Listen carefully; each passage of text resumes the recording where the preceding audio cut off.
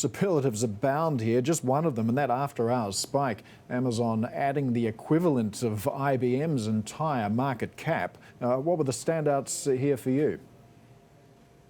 Sure. I think there were several positive takeaways in the quarter. The revenue number was above expectations and guidance. More importantly, the operating income number really blew away all analysts' consensus expectations, including ours. Even more remarkable, the fact that they were going into the holiday season really spending heavily on the one-day shipping.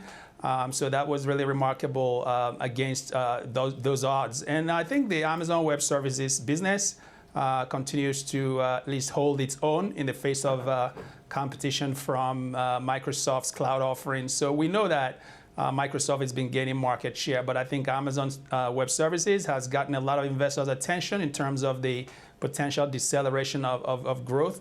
But I think this quarter they really answered all doubts, coming in at 34% growth in a top line and about 26.5% operating margin. So we're seeing Amazon Web Services really at the forefront of a lot of the technology and innovation. But you look at across the other areas, Prime membership group, while they don't disclose those numbers, I think you get a sense that the holiday season was actually a major catalyst for that with the one-day shipping. So a lot of positive takeaways across the board with really remarkable execution here. Yeah, Amazon Web Services was one that was going to be watched closely. Expectations were firmly managed there, to say the least, but still surprising. What does it need to do, though, to remain competitive against Microsoft and Google without, of course, spending unsustainably?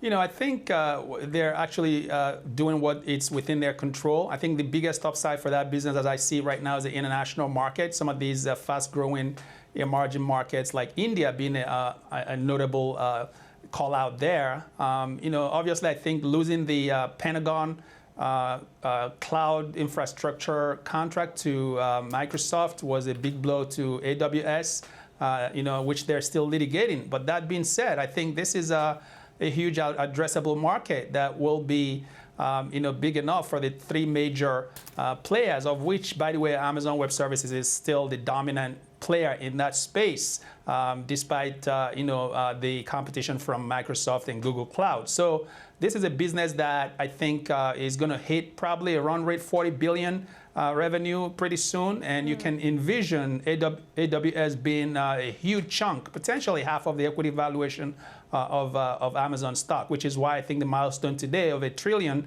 over $1 trillion, really says a lot about the potential upside that we see here. So, Tuna, I want to come and take a look at a chart then that I'm showing inside my terminal, because if you think that we're just in the early stages of what is going to be a very big market opportunity for cloud growth, why are we only growing at 33% year over year when Microsoft is at 39, 40, 60%?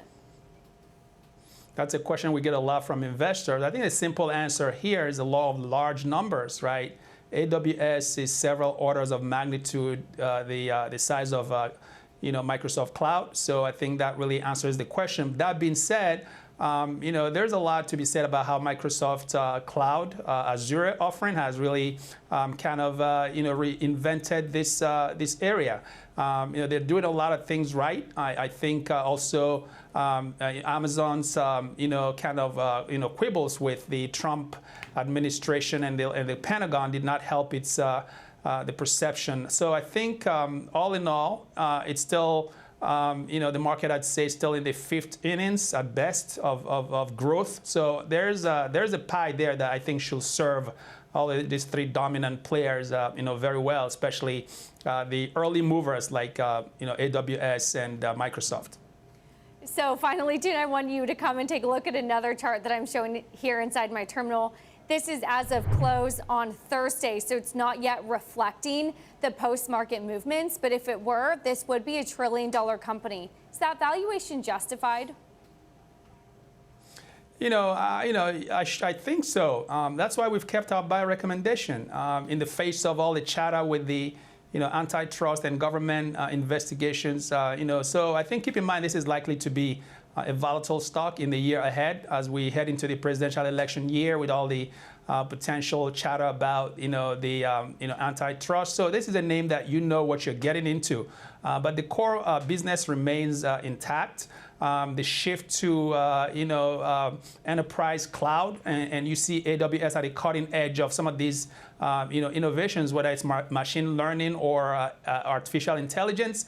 And one other data point that jumped at us: 40 million active users for Fire TV as of this past quarter. So you get a sense they're building a big ecosystem around all of these, their hardware devices, Alexa and Echo, and also doesn't hurt that they just got 7 or 8 Golden Globe nominations, so they're really getting some traction in their Prime Video business with original content creation, going head to head with the likes of Netflix and Hulu.